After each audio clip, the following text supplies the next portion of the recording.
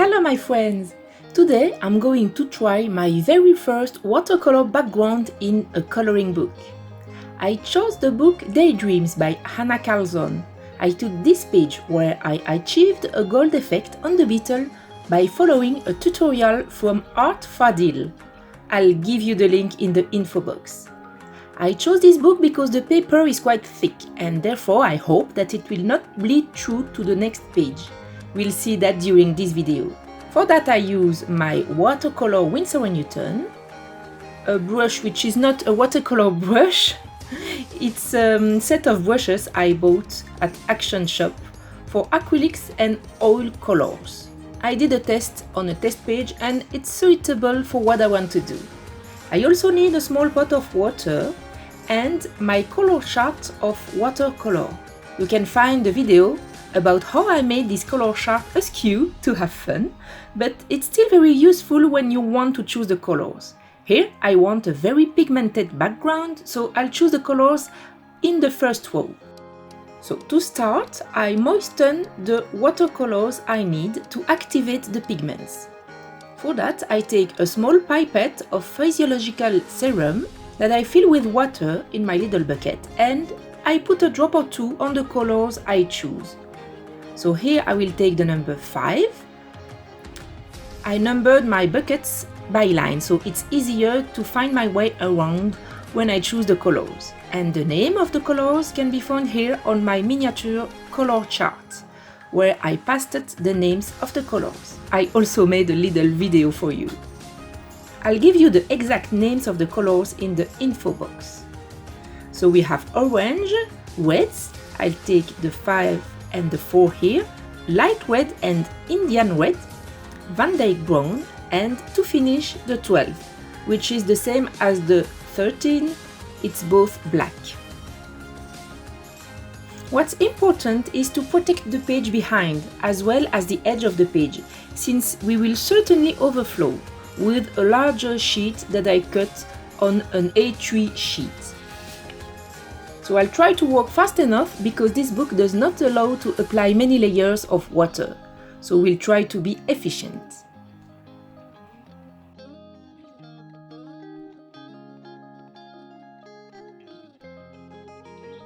I work by zones, so I don't have too many traces of dry paint to rework afterwards.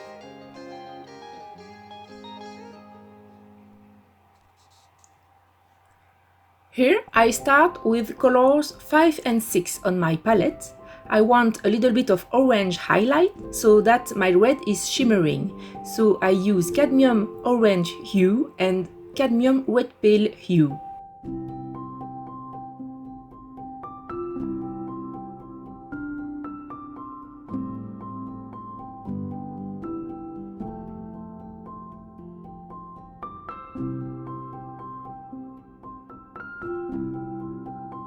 I bring a new shade, I mix it lightly with the previous one by making small circle.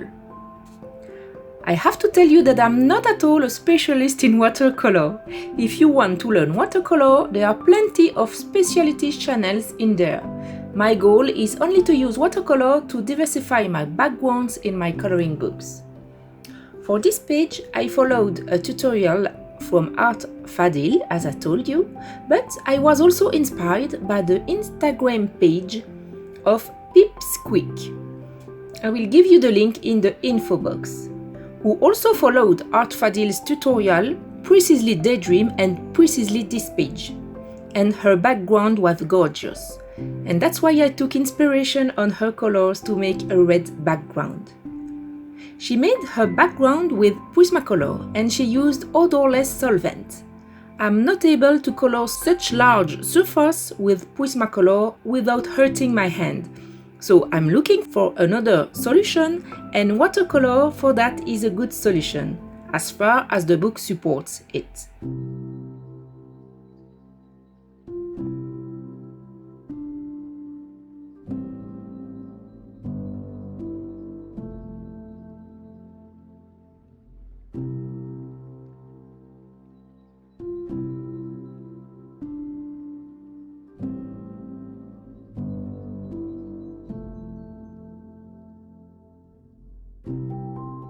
Here I'm going to deepen the color a little bit with a few touches of Indian red, but really not too much.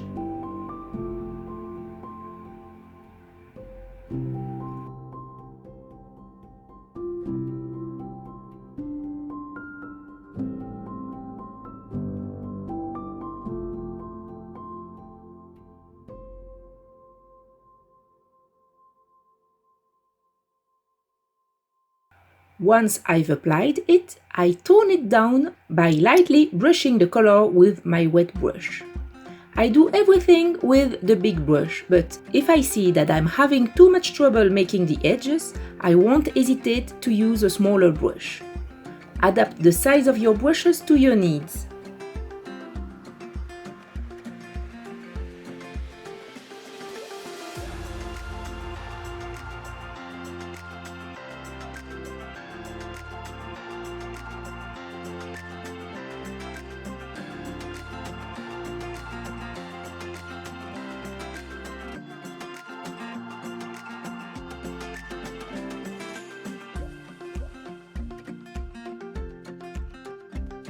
I don't want a too textured background, but I don't want a solid background either. So that's why I'm quibbling a little bit to make it match what I'm looking for. Here I'll continue like that the rest of the right part. I'll accelerate the video so that it's not too long for you. And then I take you back to share with you my first conclusions and what I discovered while making this background.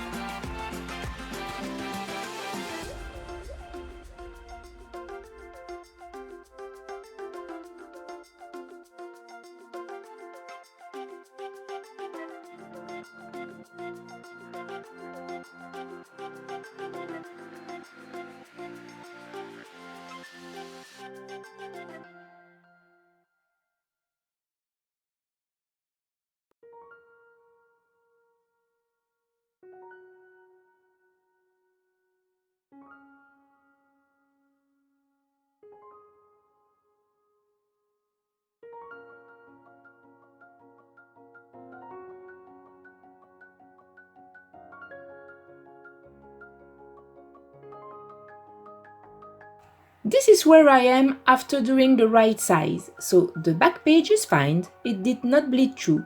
The only thing is that I had a little mishap. By moving my camera, my book closed, so there is watercolor on the opposite page.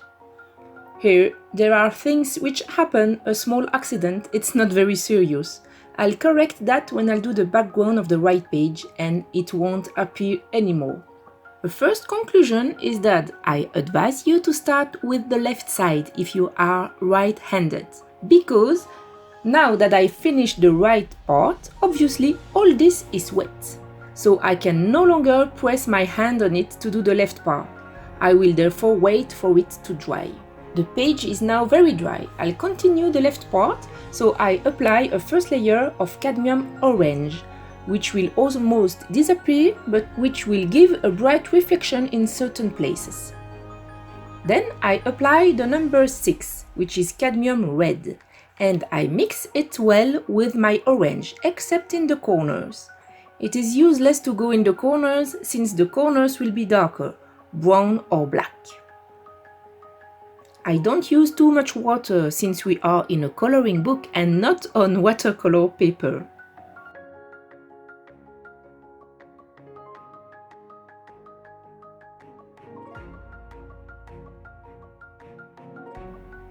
And then I complete with the number 8, which is dark cadmium red. I take a little water without rinsing my brush, so I don't lose too much the pigments on it.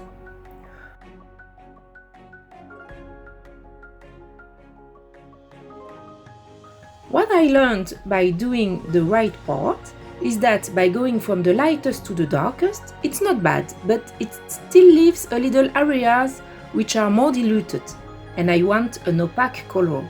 And therefore, to avoid areas that are a little too diluted and to keep the heat of the color, I go back with my lightest color, here the number 5. I'll show you that right away in a minute when I'm done with all the little details.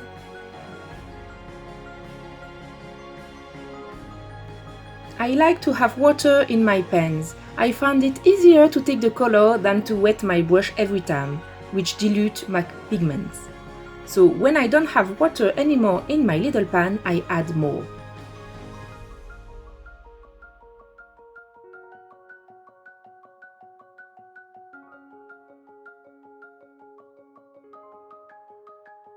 I will take a finer brush for the details. Here it is size 6, because I'm a little afraid of painting on my colored pencil, so I prefer to be careful. Here I take a little bit of red and a little bit of wet brown, which is called oddly light red, when it's not at all light red.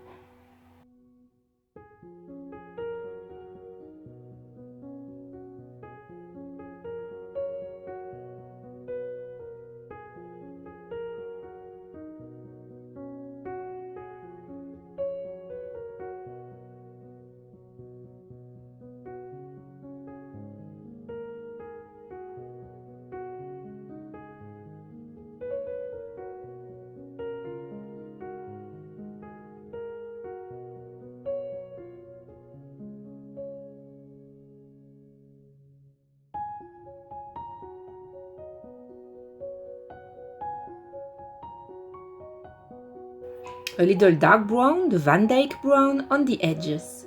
I mix everything again with a little bit of wet, but as I still have some brown on my brush, it makes an intermediate color which is quite interesting.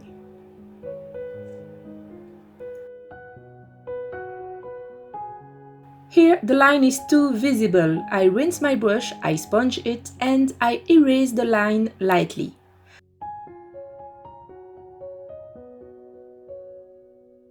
I can also go back with my lightest color, here the number 5.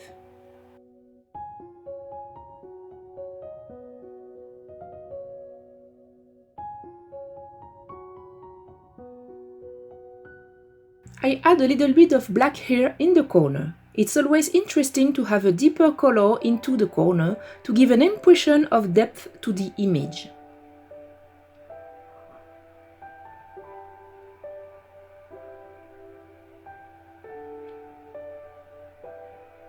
So that it's not too solid, I take the number 4, which is lightweight, according to my miniature color chart.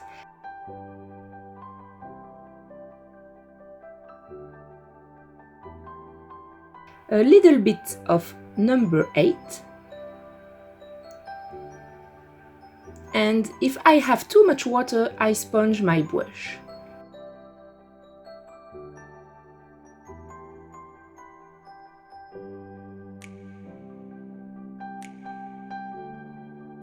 We have our little Plume who came to visit us. So that she wouldn't walk on my painting, I put a little box for her, and she's happy with her little box. I'll show her to you in a minute.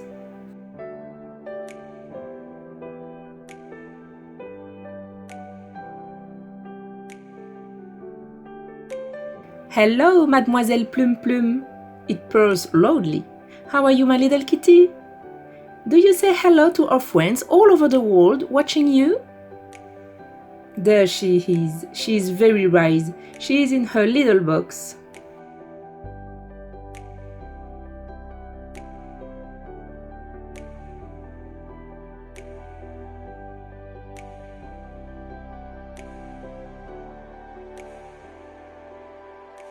Back on topic.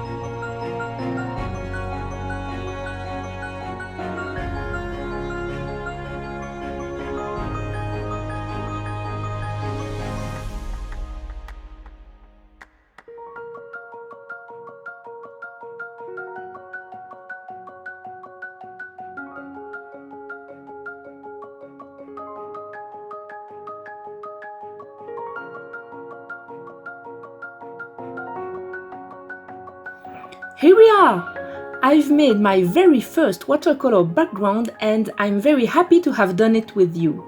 On the back page you see, except a little bit here, otherwise the watercolor has not bled through the page.